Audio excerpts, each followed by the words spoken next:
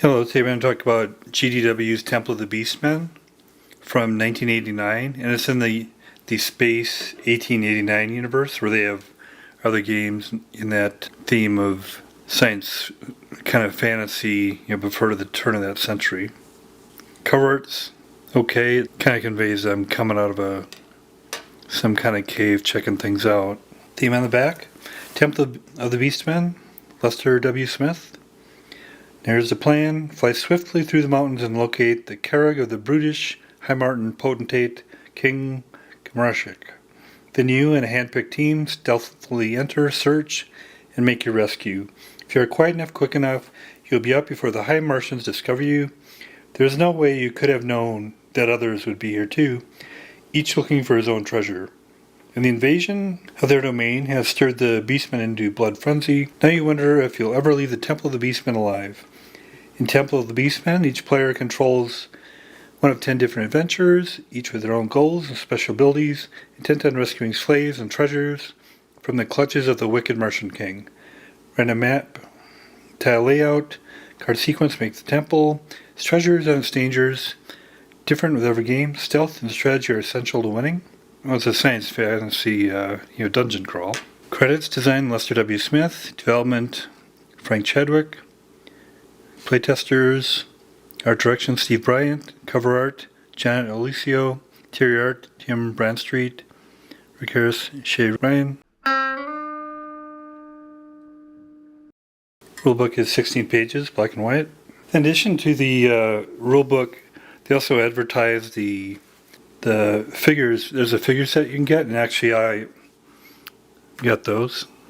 I'll show those in play. Where you can get the 10 character types. It's really nice to have those miniatures that go with it. And as you'll see, the miniatures I got are the same miniatures, but they're produced currently. I think the ones I got were from 2010. Tiles shown here. There's 48 map tiles.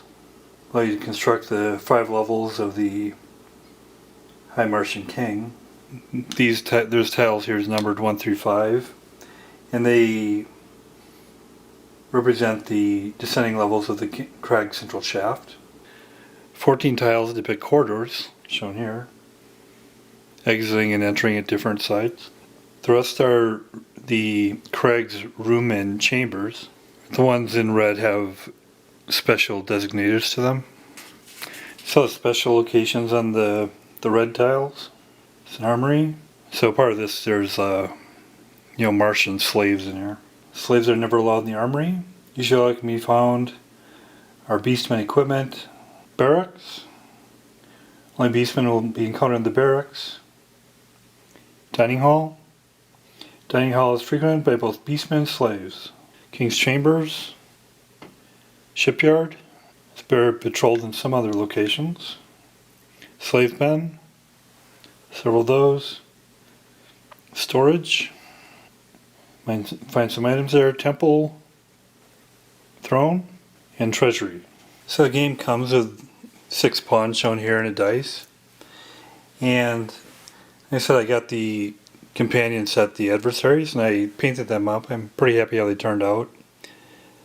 And they each have a card that goes with them. There's Umtuck the Bold, Captain Timmons, Miss Lucy, Slippery John Grimes, Lieutenant Arthur, Major Bagley, Reverend Phillips, Mrs. Gates, Sir Reginald Colton Haynes, and Dr. Eberwin. Really nice cards. I appreciate the graphics on them. So you have details about the goals and combat abilities of each of them. Umtuck has a +1 combat ability. Major goal, destroy Beastmen. And it's a matter of victory points. Combat Captain Timmons, combat ability +0. Major goal, take liftwood from the shipyard. Again, victory points. Miss Lucy, combat ability -2. Major goal, traverse the crag. Special begins in shaft 5 with no servants. Find secret doors in 5 or 6. Slippery John Grimes, combat ability +1. Major goal none. Special, can attack each other character once, and if successful, take an item of his choice. Lieutenant Arthur, Combat ability +1, can conduct ranged combat. Major goal, rescue the ambassador. Major Bagley, combat ability +2, major goal, rescue the ambassador. Reverend Phelps, combat ability -1, major goal, speak with King Narshrik. Special -1, VP for each beastman he kills. Mrs. Gates, combat ability +0, can conduct ranged combat, major goal, rescue her boy. Sir Reginald Colton Haynes, combat ability -2, major goal, visit the temple, recover the ancient artifact. Special, find secret doors on 4, 5, and 6, or 6. Dr. Eberwin, combat ability -1, major goal, recover the ancient artifact. Special, find secret doors on 5 or 6. Can use the artifact as a +2 weapon and for ranged combats. Here's items you might come across. The ambassador, ancient tablets, ancient artifact, the boy, jewels, spear, liquid fire, the wise old slave, and the king. And these are various Martian slaves. And this is groups of 2 through 6 beastmen. And these are the various playing cards you would draw for these, to come across these kind of counters.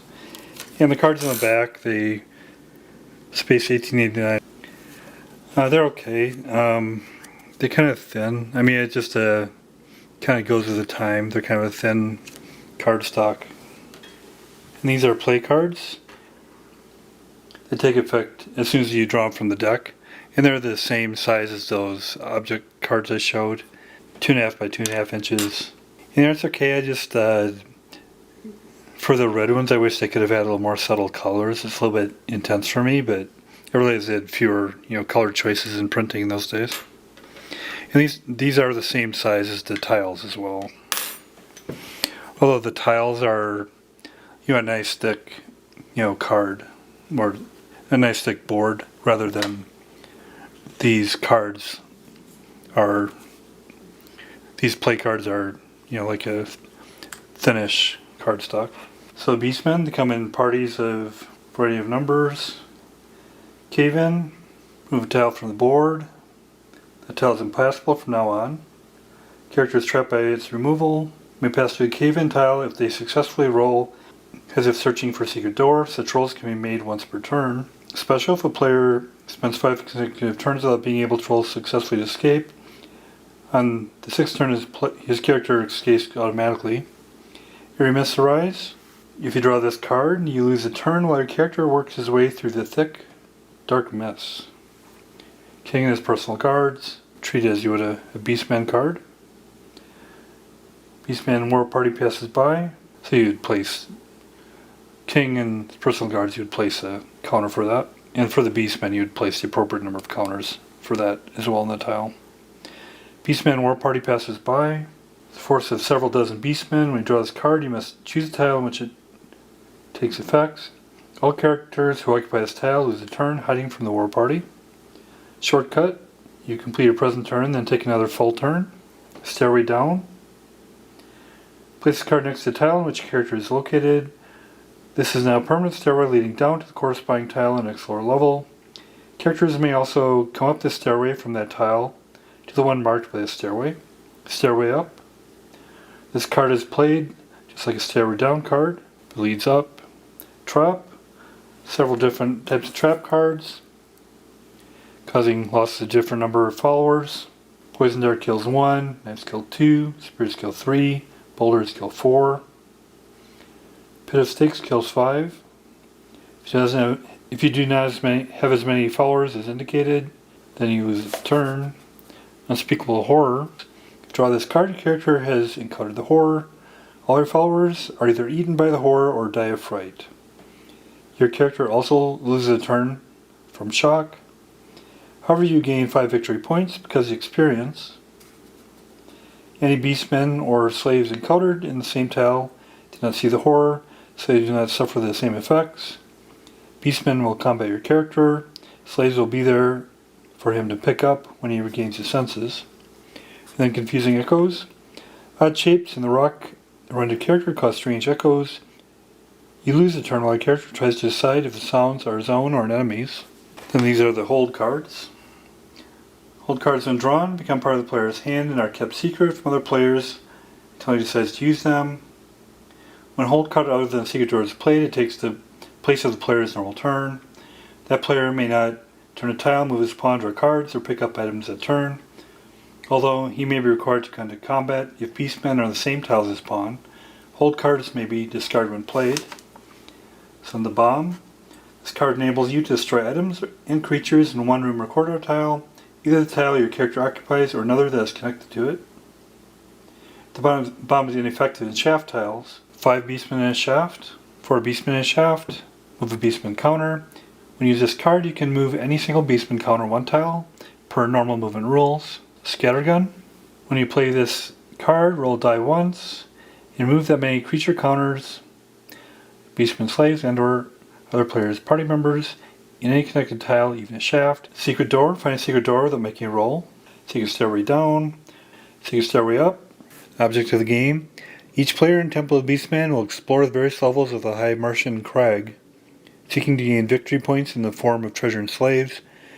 As well, each player's character has a special goal that, if accomplished, can add a relatively large number of victory points to the player's total. Finally, characters who escape the crag early can gain extra victory points. The player with the highest total wins.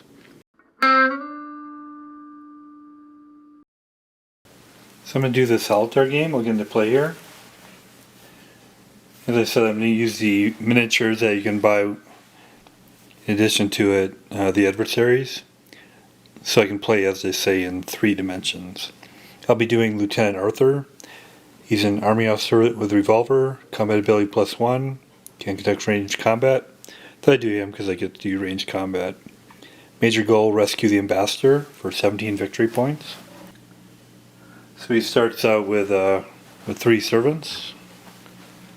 You can take out the secret stairway cards from the deck, and you shuffle all the rest of them. And from the board here, shuffle the tiles. Except you take out the numbered shaft tiles, but all the rest you randomly put in a pile there. And then start play. The assumption is he found a way into the crag, and so you do the first map tile. So I have this one. And it shows that it's the starting one. You put a secret stairway counter. They're just you're not using those. Let's just put it there to indicate that's the starting tile. So first you place a tile. You decide which way you're going to be going. Of course, the gun will point towards where it's going. Then you draw a top card from the pile. Place the tile. Then you'll move into the tile. And it's not a room, so he doesn't draw cards. He could check for secret corridors, but he's content with just following the path here right now. Combat. There's no combat. Pick up items. There's nothing to pick up. Then we'll go to the next turn. And place the tile. Draw a top one from the deck. Slave pen. I'll go this way. So you move in there. In each special room, which they have names, has special characteristics of cards you draw. Slave pen, you draw 2 cards, but you can only get Martian slaves, and you use them as soon as you got them. So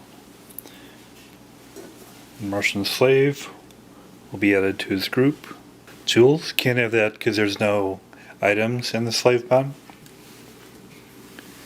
Then we'll draw 1 more, so we have total 2. Another Martian slave. So now he's got 5 servants in his party. No combat. No items to pick up. Then we'll go to the next turn. So draw a tile. Before he draws a tile, he's going to check for a secret door. And he has to choose which way he's going to go. He'll be looking over in this direction. He needs a 6. Nope. So he's going to decide to go down this path. Draw a card. It's a normal room with a dead end there.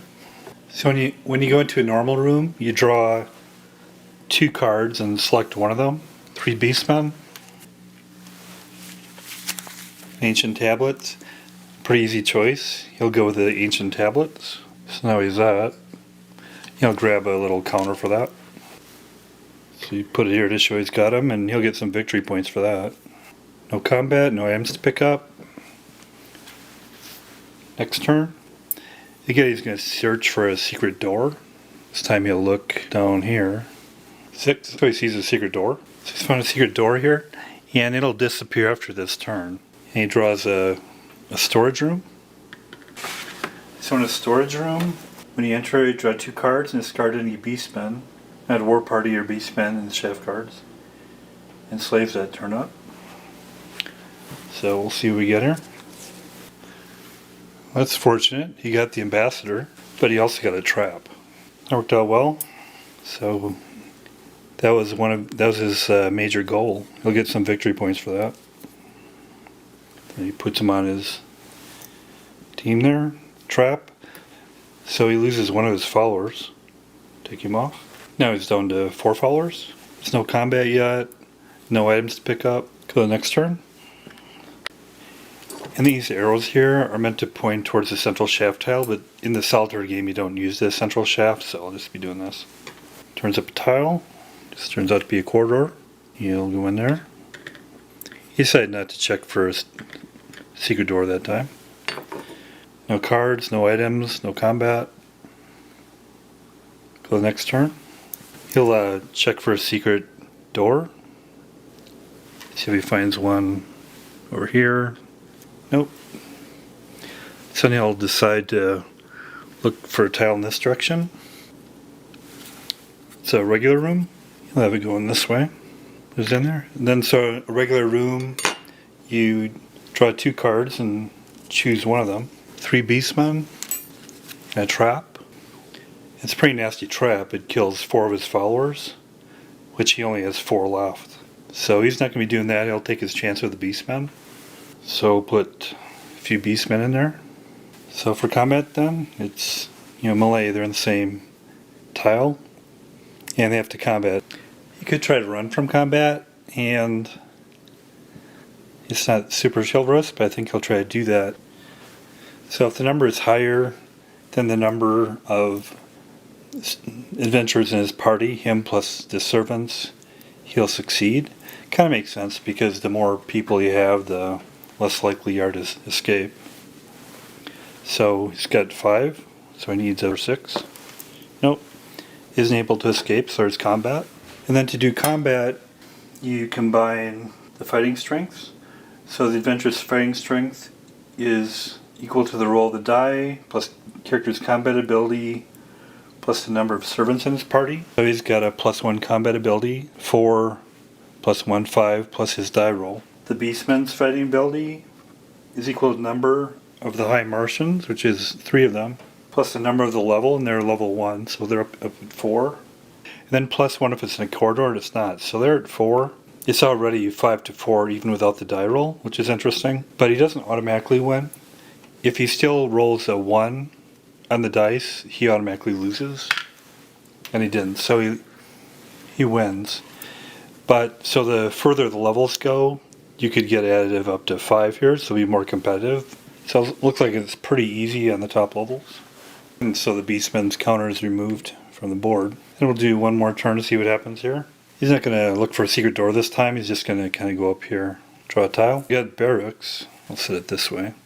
So it's a special room. When you go into the barracks, we'll see what happens. So when you enter the barracks, you draw cards until you have 2 Beastmen cards.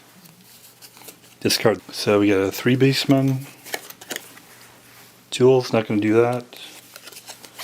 Slave, not going to do that. And then 4 Beastmen. So this might be a bit more of a challenge in a battle. So you put the 3 and 4 Beastmen counters in here. Get rid of the cards. And now Lieutenant Arthur, with his party of 4, has a total combat strength of 5. Then plus his die roll.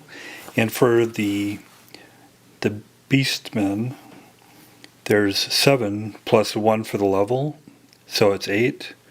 And then they're not in a corridor, so it's 5 versus 8. Then you roll the die. 1. 8 beats 6, because it's 1 plus his 5. So he loses.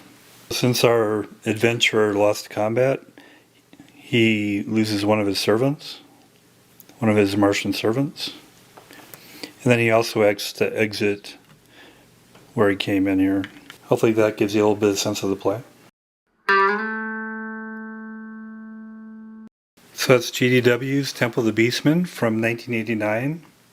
And it's from their Space 1889 universe. It's got the game, and then I also got these companion set of figures also.